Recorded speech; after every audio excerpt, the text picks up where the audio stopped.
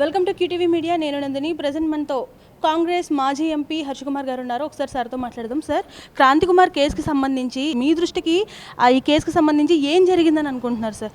అంటే క్రాంతి కుమార్ మరణం మామూలుగా సహజ మరణం అనుకుని ఫస్ట్ కుటుంబ సభ్యులు అనుకున్నారు. దాని తర్వాత ఆయన 21 తర్వాత 22న ఎప్పుడో మాతో మీటింగ్లో ఉన్నాడు. అప్పుడు కూడా వెంకటేశ్వరరావు గారు, పేరుపోగు వెంకటేశ్వరరావు గారు ఆయన మా కొడుకు మరణం గురించి మాతో డిస్కస్ కూడా చేయలేదు, బాధలో ఉండి. తర్వాత తెలిసింది ఏంటంటే ఆత్మహత్య చేసుకున్నాడని ఆ వీడియో బయటకు వచ్చింది. ఆ వీడియోని నేను చూశాను. చూసిన తర్వాత వీడియోలో అతను ఎంత బాధపడ్డాడంటే, పోలీసులు ఎంత హెరాస్ చేయకపోతే ఓపెన్గా వీడియో ఓపెన్ చేసి గుళికలు మింగేసి ఆయన చనిపోవడం అన్నది నన్ను చాలా తీవ్రంగా కాల్చివేసింది. ఇప్పుడు ఇంచుమించుగా ఈ రోజుకి 4 రోజులు అయిపోయింది. గవర్నమెంట్ చూస్తూ ఉంటుంటే ఈ పక్కనే సాయికృష్ణ అనే అబ్బాయి చనిపోయాడు. ఆయన అబ్బాయి శవాన్ని కూడా కనపడకుండా చేస్తారు పోలీసులు. బట్ వాళ్ళ కుటుంబానికి ఇచ్చే ట్రీట్మెంట్ వేరుగా ఉంది. ఈ సాయి కుమార్ క్రాంతి కుమార్కి ఇచ్చే ట్రీట్మెంట్ వేరుగా ఉంది. అది మమ్మల్ని దళితులైన మమ్మల్ని అందరినీ బాధించింది. ఇది ఒక సీఏ చేశాడు. ఆ సీఏ దుర్మార్గాలు చేస్తున్నాడు, దారుణంగా టార్చర్ చేస్తున్నాడు. తర్వాత పోలీస్ స్టేషన్లో చాలా దారుణంగా హింసిస్తున్నాడు.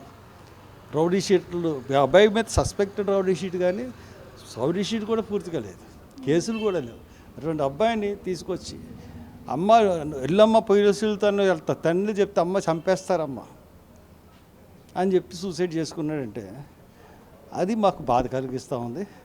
ఇప్పటి వరకు గవర్నమెంట్లోని పెద్దలు కానీ ఆ పార్టీలోని పెద్దలు కానీ వచ్చి, ఎందుకంటే పోర్పేట వెంకటేశ్వరరావుతో వాళ్ళకున్న దగ్గర సంబంధ దృష్ట్యా ఈ కుటుంబానికి వాళ్ళు కనీసం అండదండాలు, సపోర్ట్, మోరల్ సపోర్ట్ ఇవన్నీ ఇవ్వాలి, కానీ అది ఏమి ఇవ్వలేదు. కాబట్టి దీన్ని బట్టి వివక్ష అన్నది ఇంకా చావు టైంలో కూడా వివక్ష కొనసాగుతుంది అన్నది మాకు తెలుస్తుంది. సార్, మిగిలిన చాలామంది ఈ క్రాంతి కుమార్ కేసు, అలాగే ఆ సాయికృష్ణ కేసు ఏదైతే ఉందో దీన్ని వాళ్ళ రాజకీయ స్వలాభం కోసం వాడుకుంటున్నారు అంటూ కూడా కొన్ని వార్తలు అయితే ప్రచారం అవుతున్నాయి. మరి సో దానికి మీరేం చెప్తారు? అన్నిటికన్నా పెద్ద ప్రక్రియ చనిపోవడం అమ్మ, ప్రాణం తీసుకోవడం. ఇప్పుడు సెల్ఫ్గా ప్రాణం తీసేసుకున్నాడు అబ్బాయి. అతను పేరు గురించి ప్రాణం తీసుకున్నాడా, లేకపోతే పార్టీలకు ఉపయోగపడదామని ప్రార్థిస్తే తీసుకున్నాడా? ప్రాణం తీసుకోవడం అన్నది ఈ మొత్తం ప్రపంచంలోనే అతి పెద్ద కార్యక్రమం. ఆ కార్యక్రమం నా చావుకి పలానా సీఏ గాడే నా చావుకి కారణం అని చెప్పి చనిపోతే దాంట్లో రాజకీయాలు ఏముంటాయి? ప్రభుత్వం చూసే విధానంలో రాజకీయం, ప్రభుత్వం చూసే విధానంలో వివక్షను తప్పితే నాకేముంది? ఆ కుటుంబాన్ని పరామర్శించడానికి వచ్చాం, ఆ కుటుంబానికి న్యాయం చేయమని అడగడానికి వచ్చాం. ప్రభుత్వంలో మీరున్నారు, మీరు న్యాయం చేయాల్సిన వాళ్ళు. వివక్ష చూపెడుతుంది మీరు వివక్ష తొలగించి న్యాయం చేయండి. మిమ్మల్ని ఎందుకంటారు? ఒక కుటుంబాన్ని చనిపోయిన వాళ్ళకి ఒక రకమైన ట్రీట్మెంట్, ఇంకొక కులంలో చనిపోయిన వాళ్ళకి ఇంకో రకమైన ట్రీట్మెంట్. ప్రభుత్వంలోనే తప్పని తప్పితే దాన్ని ఉపయోగించుకొని మేమేం చేసుకుంటాం? సార్, ఈ కేసుకి సంబంధించి కానీ ఇప్పుడు క్రాంతి కుమార్కి 3 పిల్లలు ఉన్నారు. సో వారి పరిస్థితి ఏంటంటారు? ప్రభుత్వం తరపు నుంచి ఎటువంటి సహాయం వాళ్ళకి అందుతుంది అని మీరు అనుకుంటున్నారు? మా సాయికృష్ణకి వాళ్ళ కుటుంబానికి ఎటువంటి సహాయం అందించారో అటువంటి సహాయం అందించమని అడుగుతున్నాం.